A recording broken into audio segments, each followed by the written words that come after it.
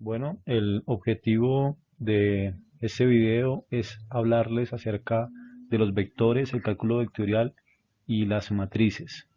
Básicamente lo que vamos a explorar es pues todas las definiciones, conceptos generales de lo que abarca esta temática pues más específicamente lo que es este campo de las matemáticas, del análisis de los vectores y pues identificar fórmulas y técnicas para solucionar problemas muy útiles tanto en la ingeniería y principalmente en la física.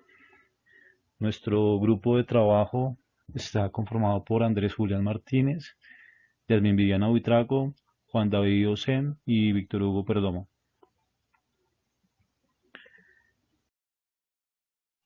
En esta primera parte hablaremos de los vectores y el cálculo vectorial.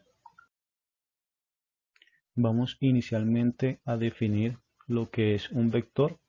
Los vectores gráficamente se representan por una línea recta, por un segmento de recta que posee un sentido, tienen una dirección determinada y pues nos ayuda a determinar, a calcular las magnitudes vectoriales. Acá en este ejemplo estamos viendo tres ejemplos de magnitudes vectoriales. Estamos viendo lo que es la posición, otra magnitud vectorial que es el desplazamiento y otra la fuerza. En el primer ejemplo de posición vemos un objeto que está en las coordenadas A y B y usando vectores podemos determinar su posición respecto al origen. Entonces este objeto está en la posición AB y este vector, en este caso vector posición, nos determina la distancia desde el origen. Otra ayuda que nos proveen los vectores es la solución respecto a problemas de desplazamiento. Si tenemos un objeto que se desplaza del punto inicial al punto final, usando técnicas con vectores podemos determinar la magnitud del desplazamiento. Para eso también nos ayudan muchísimo los vectores. Igualmente la fuerza, este vector, esa magnitud vectorial, en este caso tenemos un objeto que está siendo alado por una persona y está ejerciendo una fuerza. Esta fuerza tiene como tal un sentido y una dirección y igualmente una magnitud y está representado por este vector por la letra F. Entonces vemos tres formas diferentes de aplicaciones de los vectores.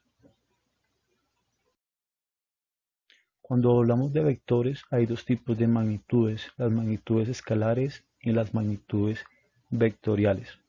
¿Qué es una magnitud escalar? Básicamente una magnitud escalar es cuando yo puedo determinar completamente una magnitud física con un número, sin importar su dirección o su sentido.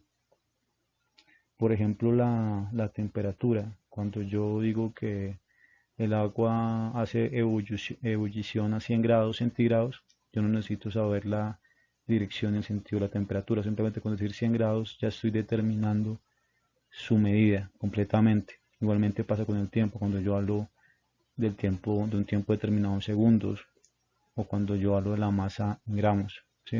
O el resto de magnitudes físicas como los coulombs o los julios o los voltios.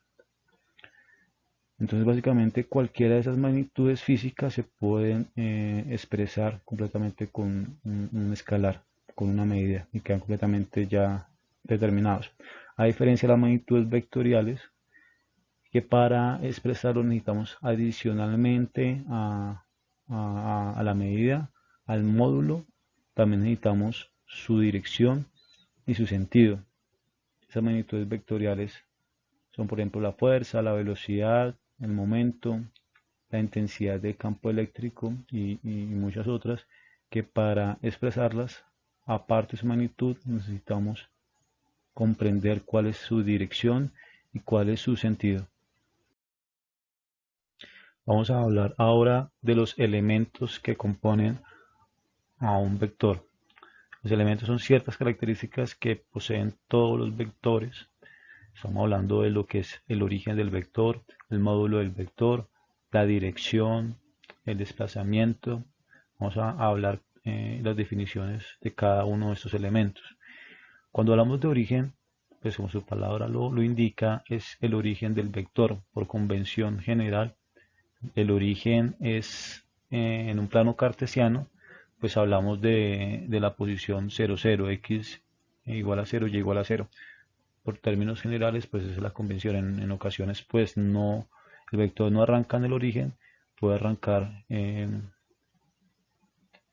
otra posición, pero digamos en términos generales el origen es de donde inicia el punto, en este caso se habla punto de aplicación del vector, de donde arranca el vector. Cuando hablamos de módulo, obviamente estamos hablando de la magnitud, es una unidad que me mide, en este caso, la longitud del vector. Está representado, generalmente se representa de esta manera con la letra V, ¿sí? Entre barras y pues con una flecha encima, o en ocasiones simplemente con la letra V. Ejemplos, por ejemplo, un ejemplo de una magnitud, digamos que una cantidad de unidades podría ser, por ejemplo, en un vector de mi ubicación a la universidad. Básicamente, si yo mido en magnitud ese vector, estamos hablando de alrededor de 5 kilómetros. Básicamente ese vector tendría ese módulo. El módulo pues sería 5 kilómetros, representado en una unidad. Igualmente, si hablamos, por ejemplo, en otro ejemplo de fuerza, estamos hablando de newtons. ¿Sí? Entonces la fuerza que le apliquemos, por ejemplo, a un objeto para empujarlo, pues vendría siendo representado en newtons. Por ejemplo, decir 20 newtons de fuerza nos indicaría como tal para este ejemplo una magnitud, o en ese específicamente hablamos de módulo. El módulo sería en este caso 5 newtons.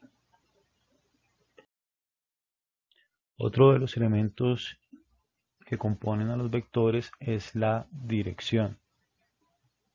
Sí, básicamente la dirección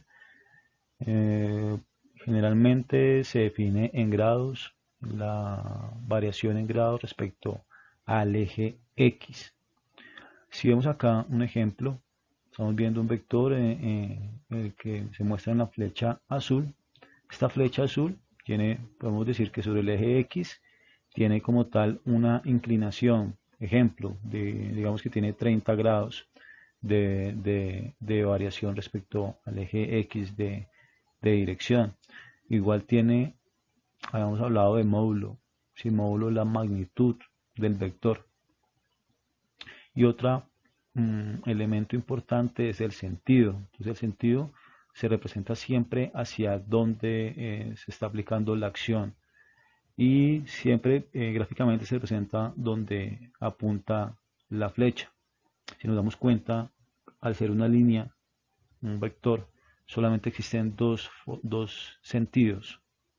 ¿Sí? Si yo tuviera, en este caso, tengo un sentido, digamos que está en sentido hacia arriba, ¿sí? va creciendo ese sentido, y la única otra opción que existiría es que el sentido fuera hacia abajo.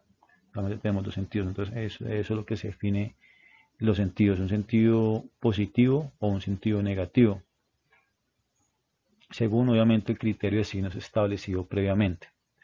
Y la línea de acción es esta línea roja, o sea, es una línea, digamos que es una extensión de donde se va desplazando el vector.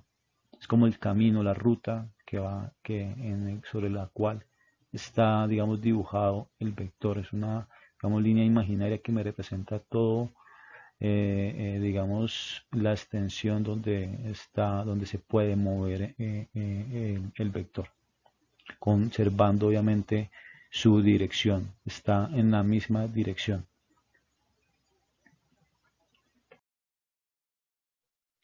Ahora, si hablamos de la clasificación de los vectores, aquí vemos algunas clasificaciones. Por ejemplo, hablamos de los vectores colineales. Estos vectores colineales Si nos damos cuenta acá en este ejemplo, estamos hablando dos vectores. Esta línea punteada me representa la línea de acción. Si nos damos cuenta, un vector es colineal con otro cuando están contenidos en la misma recta, en la misma línea de acción. Si están sobre la misma línea de acción, serían colineales. Concurrentes hacen referencia cuando se intersectan en un único punto. Entonces igualmente estamos hablando de líneas de acción. En este caso tenemos tres vectores donde sus líneas de acción se intersectan en un mismo punto. Entonces estos tres vectores son concurrentes en este punto. Coplanares son cuando los vectores están contenidos en un mismo plano. Entonces en un plano XY, si los vectores independientes de su dirección y de su sentido están sobre el mismo plano, se determinan coplanares. Los vectores paralelos pueden o no estar sobre la misma línea de acción, pero lo importante es que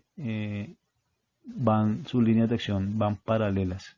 Vamos en ese ejemplo, son dos vectores, en este caso tienen el mismo sentido, pero perfectamente pueden tener sentidos opuestos, pero siguen siendo paralelos sus líneas de acción. Y los perpendiculares, como conocemos, la perpendicularidad aplica cuando hay 90 grados. En este caso tenemos dos vectores que también son concurrentes, nos damos cuenta, se intersectan sus líneas de acción en un punto, pero aparte de ser concurrentes son perpendiculares porque sus direcciones, si recordemos, son ángulos, es de 90 grados, son opuestos en 90 grados. Entonces esa es cuando dos vectores son perpendiculares. Igualmente aquí vemos otros tipos de definiciones, por ejemplo acá habla de vectores opuestos. Entonces son vectores que tienen la misma dirección, el mismo módulo, pero distinto sentido. Podríamos visualizarlo, un ejemplo, si estos fueran opuestos, tendrían la misma magnitud, pero por ejemplo esta flechita, este vector, tendría una dirección opuesta. Perdón, un sentido opuesto. Vendría la flecha hacia acá. Entonces, al tener la misma dirección, el mismo módulo y sentidos opuestos, se definen vectores opuestos. Bueno, acá continuamos con algunas clasificaciones adicionales. Tenemos los vectores fijos. Pues un vector fijo, como su palabra lo indica, está fijo en el sistema de su punto de origen. Se mantiene constante. Entonces este vector no se mueve, digamos que está congelado en ese espacio, en ese plano. A diferencia de lo que vendría siendo un vector deslizante que se puede mover a través de la línea de acción. Entonces si un vector se mueve conservando su magnitud, su módulo, específicamente su dirección y su sentido, pues estamos hablando que si se mueve a través de una línea de acción vendría siendo un vector deslizante. Un poco diferente a lo que son los vectores libres. Igualmente un vector libre, digamos que mantiene su módulo, su dirección y su sentido, pero no se mueve únicamente en una línea de acción, sino que es libre de moverse en el espacio. Y los vectores equipolentes, vemos que equipolentes es decir, es como hablar de equivalentes. Cuando hablamos de vectores equipolentes es cuando es la comparación entre dos vectores libres, ¿sí? Que son iguales tanto en magnitud, dirección y sentido, pero obviamente están en espacios diferentes. A eso se le definen vectores equipolentes. Los vectores polares son vectores que se le pueden asignar una dirección y un sentido y no están ligados a ningún efecto de rotación o de giro. Por ejemplo, la fuerza o la velocidad. En este caso vemos, por ejemplo, un vehículo. Vemos su línea de acción.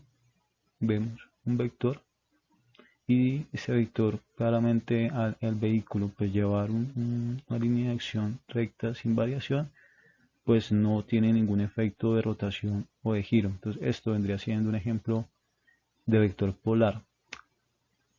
En cambio están los vectores axiales. Los vectores axiales pues se aplican en este caso en cuerpos que están girando. Recordemos que la velocidad angular es como se define como el ángulo girado por unidad de tiempo. En estos casos se usan lo que se denominan vectores axiales. Y existe lo que se denomina vector unitario. El vector unitario es básicamente un vector que tiene una unidad y su objetivo es indicar el sentido y dirección de un vector. Estos vectores unitarios, vamos a ver más adelante, son muy usados a nivel de lo que son los cálculos vectoriales. Bueno, vamos a continuar con las operaciones con vectores. Pero antes de hablar de la suma y diferencia de vectores, que son nuestras primeras operaciones, es importante entender cómo se representan ya a nivel de ecuaciones los vectores. Ya vimos que los vimos representados en planos como una flecha, con un origen, con una dirección, con un sentido, pero ¿cómo se representa eso a nivel de una ecuación matemática? Acá estamos viendo dos vectores, un vector U y un vector B. Si nos damos cuenta, acá hay dos representaciones del vector a nivel matemático. Tenemos una primera representación en el cual sus componentes X, Y, Z están separados por coma dentro de paréntesis. Igualmente para el vector B en X, en Y y en Z. Esto me define desde el origen a estos puntos la magnitud del vector. Otra forma de representarlos es utilizando lo que ya habíamos visto en el slide anterior, utilizando los vectores unitarios. Por definición, los vectores unitarios que le corresponden a X, Y y Z son I, J y K respectivamente. En la parte inferior vemos, digamos, el vector, los vectores, cómo están construidos. Como ya hemos hablado, son vectores unitarios. Estos vectores unitarios tienen, es importante, un sentido positivo siempre. Y si nos damos cuenta, para I el componente X está en 1, una unidad, y en Y y en Z en 0. Igualmente para J solamente está una unidad en Y, y para K solamente una unidad en Z. Entonces básicamente estos vectores, al multiplicarlos, al de hacer una operación, al multiplicar los vectores, lo que me está indicando es la dirección y el sentido que tendrá cada uno de los componentes del vector. Entonces ya con esta definición ya podemos empezar a hablar ahora sí, de la suma de vectores. En este caso tenemos, para el ejemplo, como les comentaba, dos vectores y pues la suma, si yo tengo el vector U y el vector B y lo quiero sumar, acá tenemos la operación U más B, tenemos los componentes UX, UY, UZ y los componentes BX, BY, BZ. Para sumarlos simplemente lo que debemos de hacer es cada uno de los componentes sumarlos. Sumamos las X con X, las Y con las Y y las Z con las Z. Entonces acá tenemos UX más BX, UY más BY, UZ más BY. O con la otra notación que ya habíamos identificado con los vectores unitarios UX más BX multiplicado por el vector unitario, UY más BY con el vector unitario J y UZ más BZ con el vector unitario K. Entonces son dos formas de representar los vectores, la suma de vectores. Ya tenemos un ejemplo como para comprender de mejor manera la suma. Entonces, Tenemos el vector u, cuyos componentes son 2, menos 1 y 5, en x, y y z. Igualmente tenemos el vector con los componentes 1, 3 y 2 en los componentes x, y y z. Y necesitamos determinar la suma vectorial. Simplemente pues tomamos cada uno de los componentes, sumamos las x, sumamos las y y sumamos las z. 2 más 1, 1 menos 1 más 3, 5 más 2. Como resultado, pues me da el vector 3, 2, 7. Gráficamente, ¿cómo se representa esto? Tenemos el vector u y el vector b. Para la suma, digamos gráficamente, ¿cómo se realiza esta operación? Lo que haríamos es tomar donde finaliza el primer vector, colocamos el inicio del segundo vector. Entonces damos cuenta el vector u termina en este punto y en donde termina empieza el vector b. Al realizar la operación u más b, la distancia o digamos la magnitud del origen al final representaría la suma del vector, que está representado por esta línea negra. Más adelante vamos a ver, acá se dan cuenta hay un paralelogramo. Más adelante vamos a ver más en detalle la aplicación del paralelogramo para solucionar sumas. Pero en resumen vendría siendo básicamente esto. El vector inicial se le suma al vector, el segundo vector, y pues del origen al final nos representaría la suma. Y precisamente acá, cuando hablamos de la regla del paralelogramo, pues simplemente, como nos dimos cuenta, los vectores en el ejemplo anterior, pues salían del origen. ¿Sí? Nosotros visualmente en el ejemplo lo que hicimos fue mover el vector, el segundo vector, y colocarlo en la punta del primer vector. Pero esto es algo gráfico. A nivel ya, digamos, técnico, no se hace de esa manera. Para eso digamos, se usa la regla del paralelogramo. En este caso, cuando se usa la regla del paralelogramo, no es moverla, sino en vez de moverlas, creamos unos vectores que ya hemos hablado que son vectores paralelos. ¿Sí? Son vectores, en este caso la línea punteada. Esta línea punteada me representa un vector paralelo al vector u, y esta línea punteada me representa un vector paralelo al vector v. Al hacer esto y construir este paralelogramo, la solución final ya a nivel gráfico de u más b, de esos dos vectores, pues se representaría por la diagonal. ¿Sí? Y eso es lo que normalmente se define como la regla del paralelogramo para la suma de vectores. Continuando con las operaciones con vectores, explicaré la resta. Se tienen dos vectores, en este caso u y b, y la resta estará definida como el vector que se obtiene al restar a las coordenadas del primer vector las coordenadas semejantes del segundo vector. Entonces, u y b tienen unos puntos o están definidos por unos puntos en el eje x, y y z. Lo que se hace es tomar el punto del eje x del vector u, restarlo con el punto del eje x del vector b. Posteriormente se resta el punto del eje y del vector u con el punto en el eje y del vector b.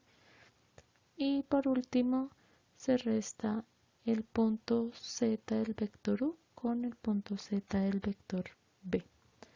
Esto nos dará como resultado lo siguiente. Entonces, el punto en el eje x del vector u menos el punto en el eje x del vector b multiplicado por el vector unitario y que representa al eje x más el punto ubicado en el eje y del vector u menos el punto ubicado en el eje y del vector b por el vector unitario j que representa al eje y más el punto ubicado en el eje z del vector u menos el punto ubicado en el eje Z del vector B por el vector unitario K que nos representa el eje Z.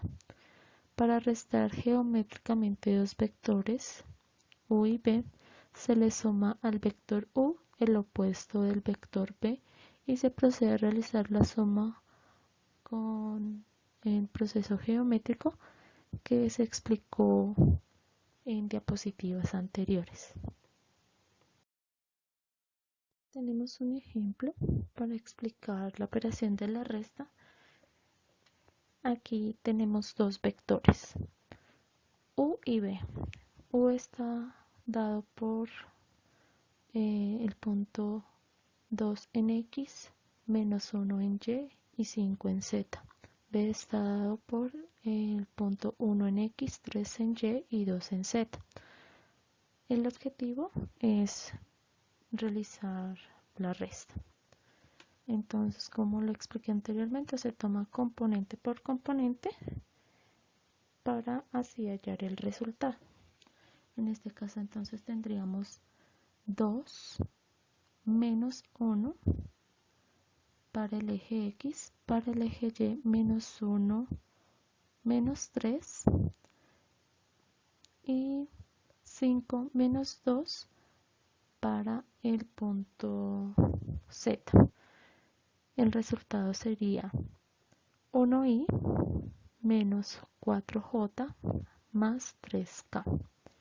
En el gráfico se puede evidenciar cuál sería la posición de los vectores de acuerdo al resultado que se nos dio en la operación. La siguiente operación es el producto de un escalar por un vector. Entonces se define el producto de un escalar k por un vector u y este sería representado como k por u, como el vector resultante que se obtiene al multiplicar cada una de sus coordenadas por el escalar. El escalar es un número cualquiera y sería denominado k. Entonces el procedimiento es multiplicar k por cada uno de los puntos que hacen parte del vector, tanto en el eje X como en el eje Y como en el eje Z. Es decir, k por el punto en X, k por el punto en Y y k por el punto en Z. Esta operación tiene algunas características entre las que se encuentra la dirección que tendría el vector resultante sería la misma que el vector u. En el sentido, este dependería directamente del escalar. Si este es positivo, el sentido que tendría el vector resultante sería el mismo que el vector u. De lo contrario, si el escalar es negativo, entonces el sentido que tendría el vector resultante sería contrario al vector u. Para el módulo, entonces el módulo del nuevo vector sería el valor absoluto del resultado que se obtiene al multiplicar el escalar por el módulo del vector u, es decir, el módulo de k por el módulo de u. En el gráfico que pueden visualizar, entonces veremos lo que acabé de explicar con respecto al sentido y la dirección del vector resultante. Entonces tenemos aquí el vector u y este, entonces, si k es mayor que 1, es decir, si es positivo, tendrá el mismo sentido que el vector u. Si k es negativo, el sentido sería contrario. Tomaremos un ejemplo para que quede más claro esta operación. Entonces tenemos el vector u con los puntos 2 en X, menos 1 en Y y 5 en Z, y el escalar que sería k igual a 3. Entonces el objetivo es determinar el vector resultante, es decir, 3 por el vector u. Entonces tomamos el número 3 y lo multiplicamos por cada uno de los puntos del vector. Entonces para el eje X sería multiplicar el escalar 3 por el número 2 que nos daría 6. Para el eje Y multiplicaríamos 3 por menos 1, esto nos daría menos 3. Y para el eje Z multiplicaríamos el escalar 3 por el número 5 que nos daría 15. El resultado final sería 6 para el eje X multiplicado por el vector unitario que representa el eje, que en este caso sería Y, menos 3 por el vector unitario J que representa a Y, más 15 por el vector unitario K que nos representa el eje Z. Continuamos con el producto escalar. Entonces, el producto escalar de dos vectores, en este caso U y B, que forman un ángulo denominado θ, se define como U producto punto de B es igual a U por B por el coseno del ángulo. Cabe aclarar que el producto escalar de dos vectores no da un vector resultante, sino un escalar. Y el producto escalar de dos vectores que son perpendiculares es nulo. De lo anterior podemos deducir las siguientes ecuaciones o los siguientes resultados. Entonces, el vector unitario Y por el vector unitario Y igual al vector unitario J por el vector unitario J igual al vector unitario K por el vector unitario K. Cada uno de ellos me daría como resultado 1.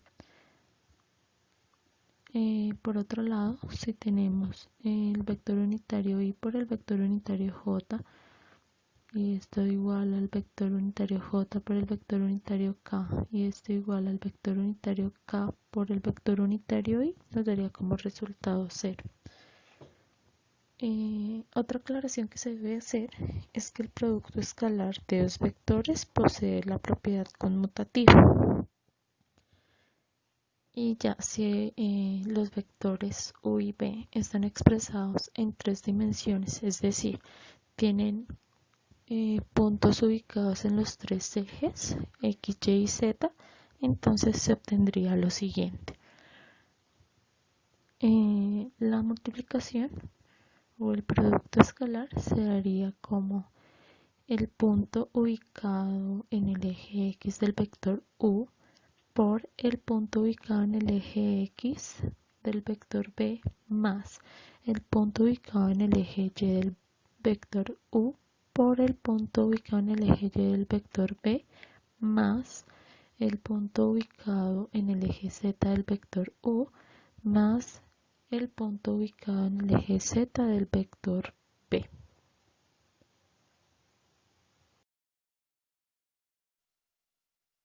La siguiente operación es el producto cruz o producto vectorial. En esta operación se tiene muy en cuenta la regla de la mano derecha.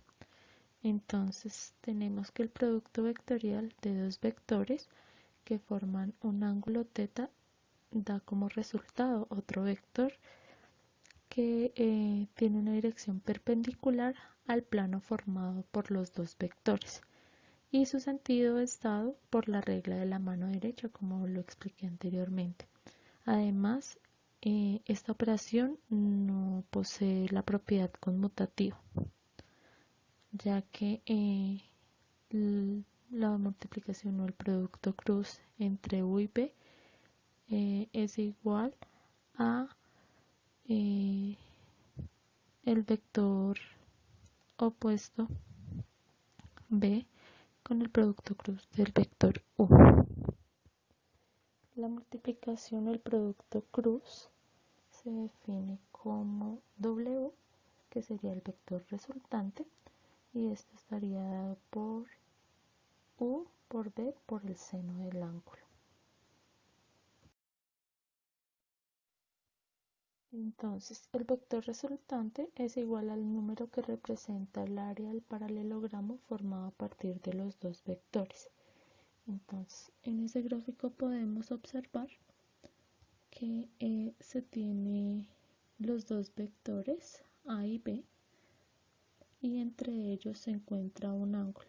Aquí lo denominan como alfa, pero en otros textos lo denominan como teta. Entonces el área de ese paralelogramo sería el módulo de B por la altura. Esto sería igual al módulo del vector B por el módulo del vector A y esto multiplicado por el seno del ángulo. A la derecha podemos observar gráficamente cómo se explica la regla de la mano derecha. Entonces el índice debe señalar siempre el primer vector que multiplica, en este caso sería A, y el dedo corazón nos mostraría el vector B.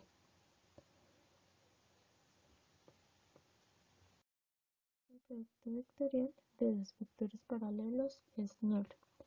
Si los vectores vienen expresados en componentes, es decir, IJK, el producto vectorial se calcula desarrollando el siguiente determinante. Entonces, en el componente I iría el punto del vector U en el eje X y en la parte de abajo iría el punto en el eje X del vector B. Debajo del vector unitario J, entonces iría el punto ubicado en el eje Y del vector U y debajo de este iría el punto ubicado en el eje Y del vector B. Para el vector unitario K se tendría el vector unitario U con el punto ubicado en Z y el punto ubicado en Z del vector B. A continuación tendremos dos ejemplos, uno para el producto escalar y otro para el producto cruz. Entonces, en el producto escalar vamos a tomar dos vectores, en este caso sería A y B. A sería igual a menos 1i más 1j menos 3k y B sería igual a 2i más 3j más 1k. Entonces el producto nos daría como resultado multiplicar los números que acompañan cada una de esas componentes con el correspondiente al otro vector. Es decir, el número que acompaña a la i se multiplicaría por el número que acompaña a la i del vector b. Y así sucesivamente. Entonces, menos 1 por 2, que sería el número que acompaña la i en el vector b, esto me daría como resultado menos 2.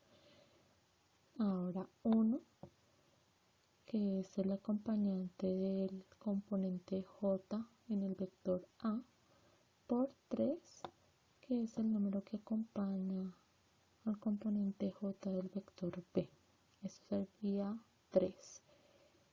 Y menos 3 por 1. Entonces esto nos daría como resultado menos 3. Al resolver la operación nos da como resultado menos 2. Como lo mencioné anteriormente, el producto escalar no da como resultado un vector como tal, sino un número. En este caso sería menos 2. Para el producto cruz vamos a tomar dos vectores que serían U y B. Entonces en U tenemos para el eje X el punto 1, para el eje Y el punto 2 y para el eje Z el punto 3. En el vector B tendremos el punto menos 1 para el eje X, 1 para el eje Y y 2 para el eje Z. Entonces vamos a proceder a resolver el determinante. Entonces tenemos tres columnas, cada una identificada con uno de los componentes. Entonces la primera columna estaría identificada por el componente I, la segunda estaría identificada con el componente J y la tercera estaría identificada con el componente K. Entonces en la primera columna irían los dos números de los dos vectores que están acompañados de del vector unitario y, es decir, entonces iría 1 y menos 1. Para la columna J, entonces dejaríamos 2 y 1, que corresponden a los números de la componente J en ambos vectores. Y en la tercera columna iría 3 y 2. Entonces vamos a calcular cada determinante según la componente que lo acompañe. Entonces para la componente I tendremos que se multiplicaría la columna J con la columna K, menos para J entonces multiplicaríamos la columna I por la columna K, más para el componente K multiplicaríamos la columna I y la columna J. Entonces, sustituyendo la anterior explicación con los números que nos da el ejercicio, entonces tendremos para el componente en I, tomaríamos la columna J y K, es decir, 2, 1, 3, 2, menos para la componente en J tomaríamos la columna I y la columna K, que corresponden a la primera fila 1 y 3, en la segunda fila menos 1 y 2. Y para la tercera componente en K tomaríamos las columnas I y J, entonces en la primera fila iría 1 y 2 y en la segunda fila menos 1 y 1. Al resolver esto nos daría como resultado 1i menos 5j más 3k. Y hasta aquí llegaría la parte de vectores. Continuamos con el tema de matrices.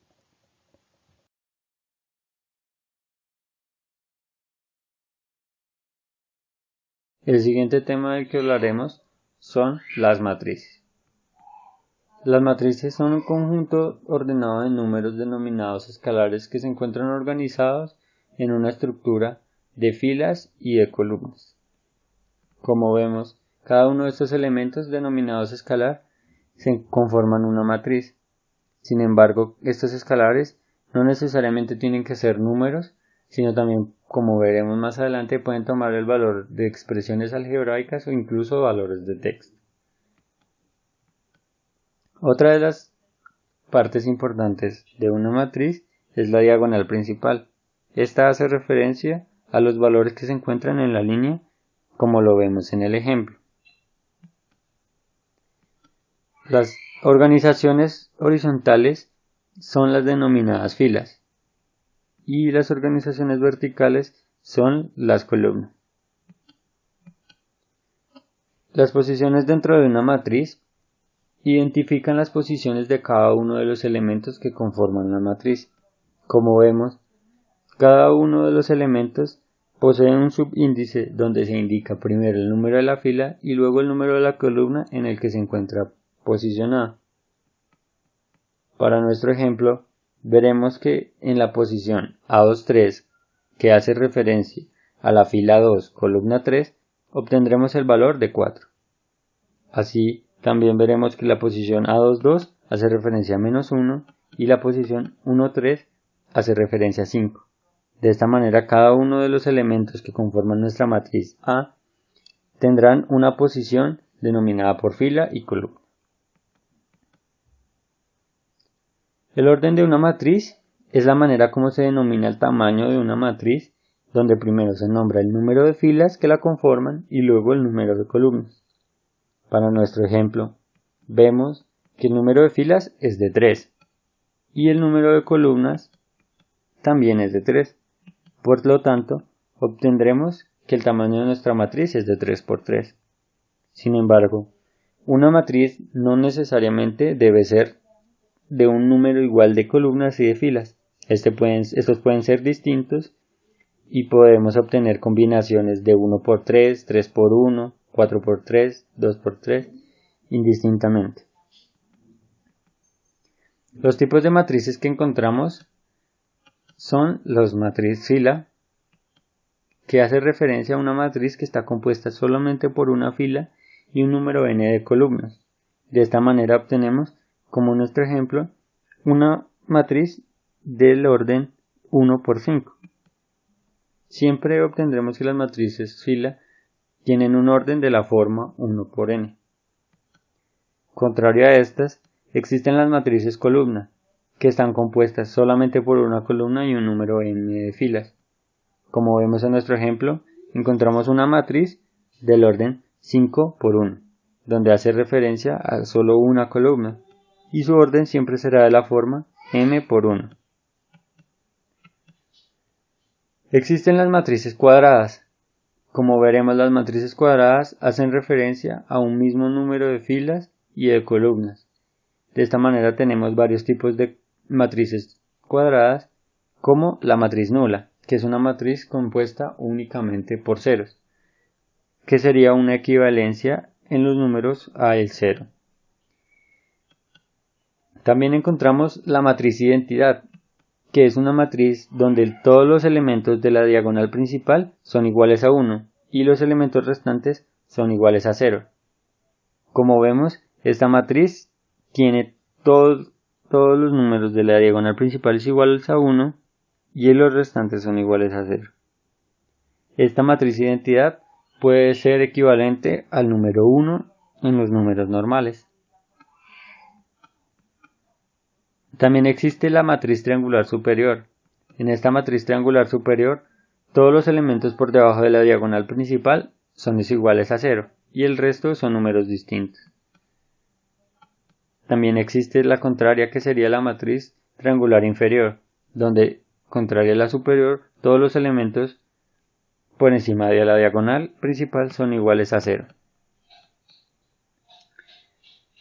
Otra de los tipos de matrices son la matriz traspuesta. Esta matriz traspuesta se obtiene al reorganizar las filas como columnas y viceversa. Como vemos en nuestro ejemplo, tenemos nuestra matriz A compuesta por 3 filas y 2 columnas, y su traspuesta sería la matriz AT, donde tendremos 2 filas, 3 columnas. De esta manera, la primera columna pasa a ser nuestra primera fila y la segunda columna pasa a ser nuestra segunda fila. De esta manera también encontramos que existe una matriz inversa. Esta matriz inversa hace referencia a que una matriz tiene una inversa si y solo si existe una matriz que al multiplicarla por ella se obtiene la matriz identidad. Como vemos en nuestro ejemplo, si tenemos una matriz A y la multiplicamos por su denominada matriz inversa, como A a la menos 1, obtendremos como resultado la matriz identidad. Las aplicaciones de las matrices. Las matrices pueden ser utilizadas en distintos campos. Por ejemplo, en el álgebra lineal pueden ser utilizadas para solucionar sistemas de ecuaciones. Como vemos, los números en la matriz hacen referencia a expresiones algebraicas dentro del sistema de ecuaciones. En la física pueden ser utilizadas, por ejemplo, en las transformaciones de Lorentz. En la economía son capaces de dar soluciones a problemas de macroeconomía. En la geografía hacen referencia a la distribución de puntos y ubicaciones dentro de una superficie. En el análisis de estructuras es capaz de determinar esfuerzos dentro de una estructura teniendo en cuenta valores de carga y de el tipo de material. Y en la administración, incluso como una matriz de riesgos donde se presenten distintas causas y consecuencias de una acción. Operaciones con matrices. Primero, suma de matrices. Entonces, dadas dos matrices de la misma dimensión, A igual a y J y B igual a B y J, siendo y J los elementos de las matrices renglón y columna, se define la matriz como la suma A más B igual a y J más B y J. pues lo que nos quiere decir esto es que se suman cada uno de los elementos de las matrices. La matriz suma se obtiene sumando los elementos de las dos matrices que ocupan la misma posición. Cada posición en la matriz se suma con cada posición de la otra matriz para darnos una tercera matriz o la suma de las dos matrices. Pueden sumarse dos matrices A y B si y solo si tienen la misma dimensión.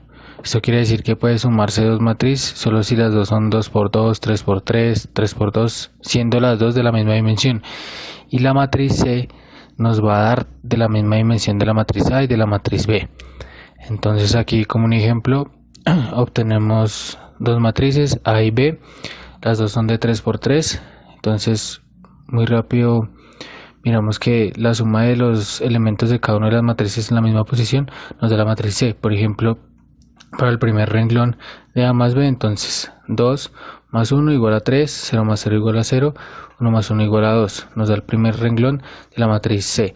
Y así para todos. Y esto nos demuestra que por eso es que tienen que tener la condición de tener la misma dimensión las dos matrices, para que la tercera matriz o la matriz resultado sea igual a las dos anteriores.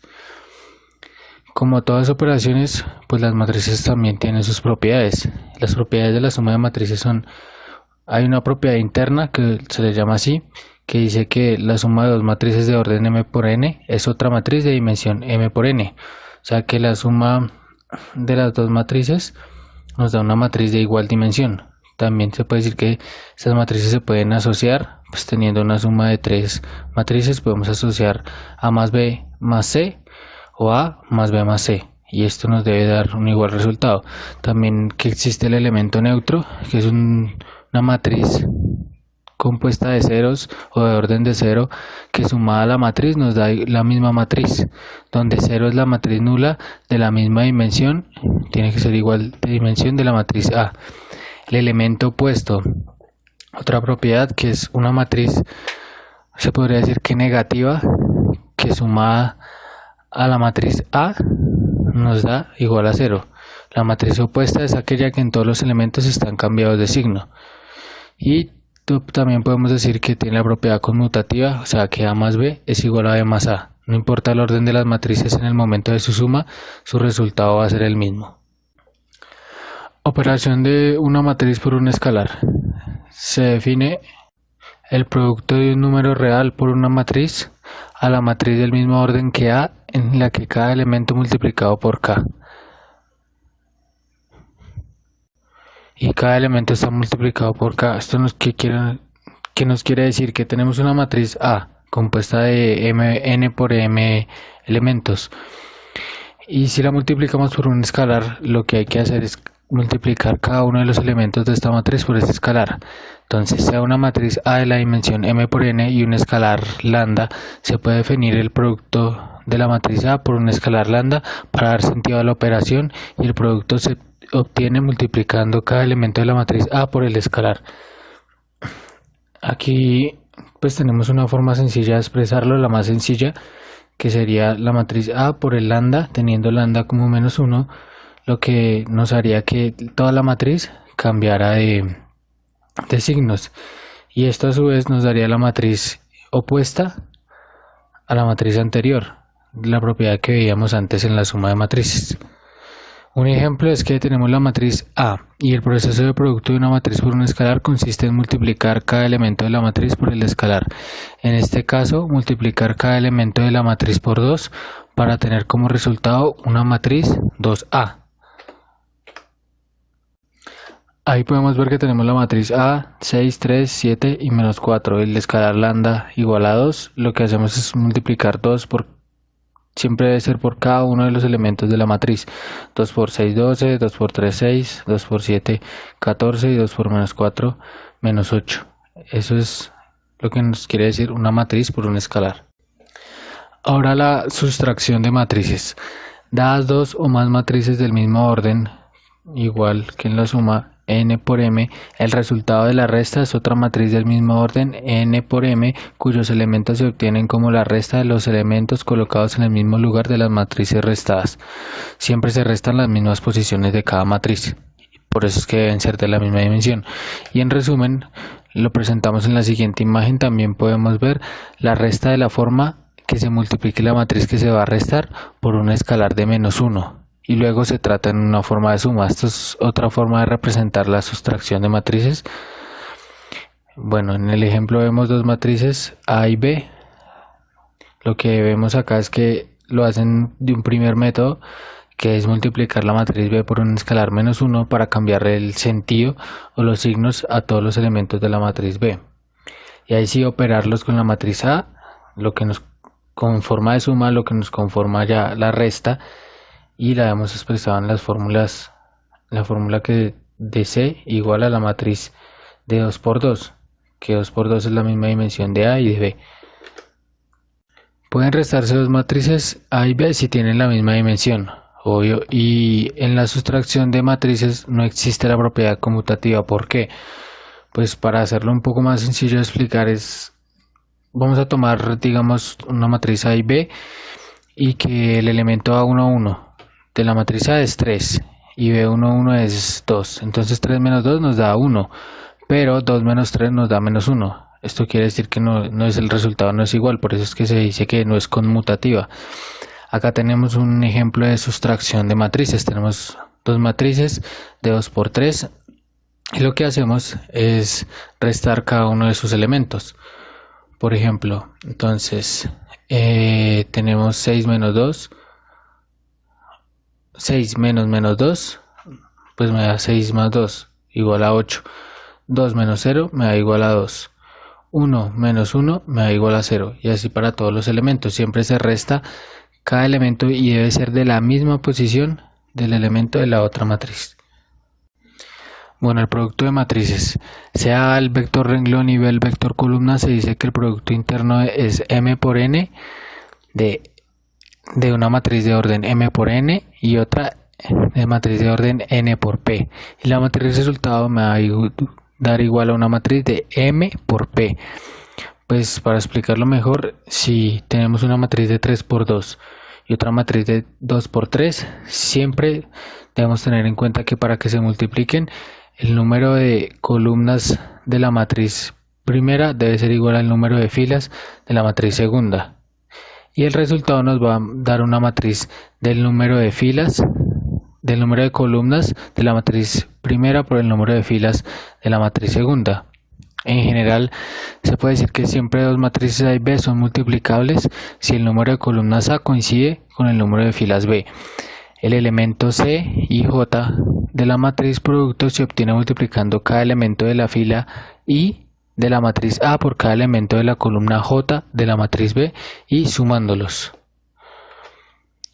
Entonces podemos ver que el vector renglón y el vector columna A y B respectivamente contienen el mismo número de elementos.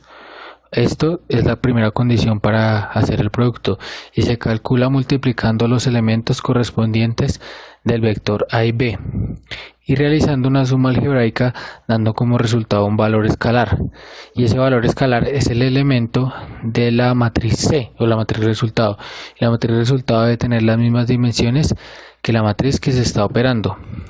Por ejemplo, vamos a tomar dos matrices A y B, como lo vemos ahí, y vamos a obtener su producto.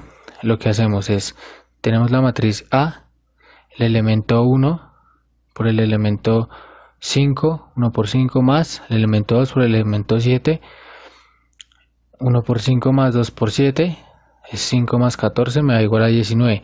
Lo que hacemos es coger la fila y cada elemento de la fila lo multiplicamos por cada elemento de la columna de la otra matriz y nos da una multiplicación de una suma de unos productos que son los productos de la fila y de la columna. Cada operación entre filas y columnas nos debe dar cada uno de los elementos de la matriz C y ya vimos cómo hallar la dimensión de la matriz C, que es el número de columnas de la matriz A por el número de filas de la matriz B. Este producto también tiene propiedades. Entonces las propiedades del producto de matrices es que A y B no es igual a B por A, entonces no se cumple la ley conmutativa. No es lo mismo, por lo que ya hablábamos de para calcular la dimensión de la matriz resultado. Vamos a dar como ejemplo un caso especial, digamos una matriz de m por n de 1 por 2. Vamos a operarla con una matriz de n por p de 3 por 1. Vemos que 2 y 3, o sea, el número de filas, el número de columnas de la matriz primera no es igual al número de filas de la matriz segunda. Eso quiere decir que no lo podemos operar porque no cumple la condición. Otra propiedad es que este producto puede ser asociativo. Entonces A factor de B por C es igual a A por B factor de C. Se puede asociar. Y que es distributiva con respecto a la suma. O sea que A por B más A por C es igual a A por B más C. Ahora vamos a ver la solución de ecuaciones lineales con matriz inversa. Entonces supongamos un sistema de ecuaciones de cualquier orden, como el que se ve ahí. Y ese sistema, pues de cualquier orden, pero tiene que ser, la primera condición es que tiene que ser n variables por n ecuaciones, mismas variables y mismas ecuaciones. Ese sistema se puede expresar de forma matricial. ¿Cómo así de forma matricial? Pues apartando primero las constantes, las variables y los resultados de la ecuación. Entonces, la solución de ecuaciones lineales con matriz inversa, primero que todo suponemos un sistema de ecuaciones. En ese caso se ve uno de 2 por 2, dos variables y dos ecuaciones. ¿Qué hacemos? Lo expresamos en forma matricial, entonces cogemos las constantes aparte, las variables y el resultado de las matrices. Ahí vemos una matriz A, una matriz X y una matriz C con sus elementos. Después vamos a suponer una matriz B. Esa matriz B es la inversa de A. ¿Y para qué quiere que sea la inversa de A? Pues para multiplicarlas al lado y lado de la variable y que nos haga una matriz identidad que nos deje despejadas las variables de la ecuación. Entonces, con esta matriz inversa de A, sacamos la matriz inversa A. Aquí pues vamos a hacer vamos a explicar cómo se saca una matriz inversa. Entonces se saca desde el principio de que una matriz por su inversa debe darnos igual a una matriz identidad. Aquí operamos, es un producto de matrices, se opera como se explicó antes, filas por columnas, nos da una matriz igual de 2 por 2 y nos da como un sistema de ecuaciones y un sistema de resultados. Y de ahí podemos despejar las variables para hallar la matriz inversa, teniendo una matriz A, teniendo los datos y elementos de la primera matriz. Ahora sí. Para meterlo más en la solución de ecuaciones lineales, pues si tenemos la inversa de esa matriz principal, la multiplicamos al lado y lado de la ecuación y a un lado nos deja solo despejadas las variables y a otro lado nos deja un producto de matrices que es la de la solución por la matriz inversa de A. Y lo que hacemos es, pues nos queda como otro sistema de ecuaciones, pero ya con las variables despejadas y pues ya teniendo los valores hallamos las variables. Ahora sí, ya expresado como un sistema de matrices y multiplicando cada lado por la matriz B, que es la matriz inversa de A, tenemos una forma de dejar mejor expresado el sistema de ecuaciones en el sentido de las variables. Vamos a tomar este ejemplo. Tenemos un sistema de ecuación de 2 por 2, entonces 3x más 5y igual a 7 y 2x menos y igual a menos 4. Consideremos ese sistema. Entonces se expresa de forma matricial. Dejamos las constantes a un lado, 3, 5, 2 y menos 1, las variables x1, y lo vamos a mencionar como x2 y las soluciones a la ecuación que sería 7 y menos 4. Hallamos la matriz inversa de la forma que se explicó anteriormente, que nos da a la menos 1, matriz de 1 tercio, 5 1 treceavos, 5 treceavos, 2 treceavos y menos 3 treceavos. Entonces, con esa matriz inversa la operamos a ambos lados de la igualdad y dejamos expresado el sistema de un lado en forma de variables. Nos queda que x1 y x2 es igual a la matriz inversa por la matriz de las soluciones. Ya haciendo este producto de matrices nos queda más simple que x1, la matriz x1, x2 de 1 por 2 es igual a la matriz menos 1, 2 de 1 por 2 igual, y ahí pues cada variable por simple observación se puede ver que cada variable ya tiene su resultado. x1 es igual a menos 1 y x2 es igual a 2, que es la solución del sistema de ecuaciones.